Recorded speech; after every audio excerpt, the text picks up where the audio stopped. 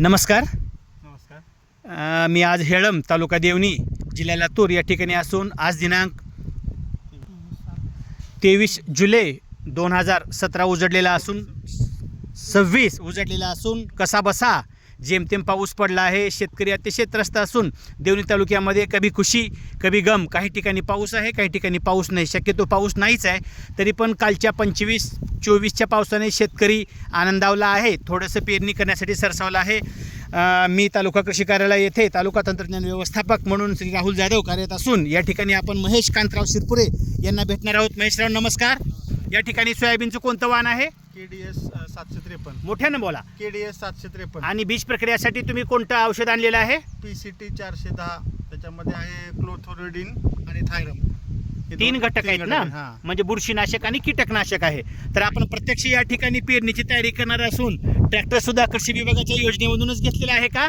हो, कोणत्या योजनेमधून घेतलेला आहे? कृषी यांत्रिकीकरण. कृषी यांत्रिकीकरण. अच्छा, ठीक आहे. गावचे सहाय्यक कृषी अधिकारी श्री PB कांबळे, उपकृषी अधिकारी बळीराम जाधव, मंडळ कृषी अधिकारी बिट्टी सूर्यवंशी आणि तालुका कृषी अधिकारी श्री कृष्णा मुंडे सर यांच्या प्रयत्नातून शेतकऱ्यांना अनेक योजना या ठिकाणी यशस्वीपणे राबवण्यात येत आहेत. याचाच एक भाग म्हणून या ठिकाणी शेतकऱ्याला यांत्रिकीकरणामधून ट्रॅक्टर लागलेला आहे. महेशराव, याची सबसिडी पडलेली आहे का? हो सर. किती सबसिडी पडली आहे? 3,63,000. एकूण किंमत किती आहे या वाहनाची? 9,92,000. मोठ्यानं बोला की. 9,92,000. अच्छा, ठीक आहे. या ठिकाणी आपण प्रत्यक्ष बीज क्रिया कशी करायची हे सांगणार आहेत. महेशराव, कृपया याचं प्रमाण आणि बियाणं कसं घ्यायचं ते सांगायचं आहे. याचं प्रमाण कसं घेणार आहेत महेशराव, कृपया सांगावे. 30 किलोच्या बॅगला 10 ml हे PCT 410 लावणार आहे. अच्छा, याच प्रकारे आपण सोयाबीनसाठी बीज प्रक्रिया म्हणून वॉर्डन वापरत आहोत. या ठिकाणी स्प्रिंट आहे, बरेच 22 आहे. या प्रकारचे सुद्धा शेतकऱ्यांनी सोयाबीनसाठी बीज प्रक्रिया करूनच पेरणी करावी.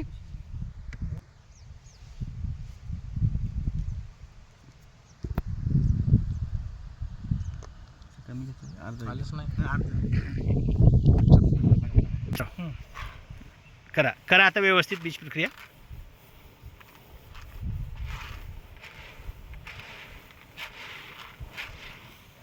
महेशराव, बीज प्रक्रिया करण्याचे फायदे आपण सांगू शकाल का? 100% उगवण क्षमता. हा, मोठ्यानं बोला. 100% उगवण क्षमता. त्यासोबत बियाला कुठली कीड लागू नये हा, आणि त्यासाठी बुरशीनाशक म्हणून आपण बीज प्रक्रिया केलेली आहे. बर. त्यासोबत इतर काही सोयाबीनवरचे जे नंतर खोडमाशी वगैरे असे काही प्रकार येतात ते सुद्धा त्याच्यापासून प्रोटेक्शन केलं जातं. बचाव होतो बीज प्रक्रिया केल्यामुळे.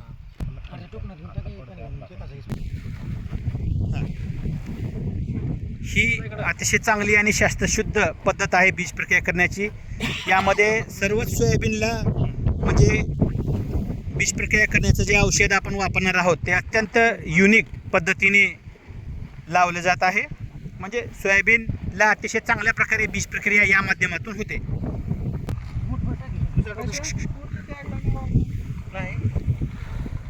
ही अशा प्रकारे बीज प्रक्रिया करण्याची अतिशय उत्तम चांगली शास्त्रशुद्ध पद्धत श्री महेश शिरपुरे हेळम यांनी आपणास सांगितलेली आहे. तुर्तास धन्यवाद.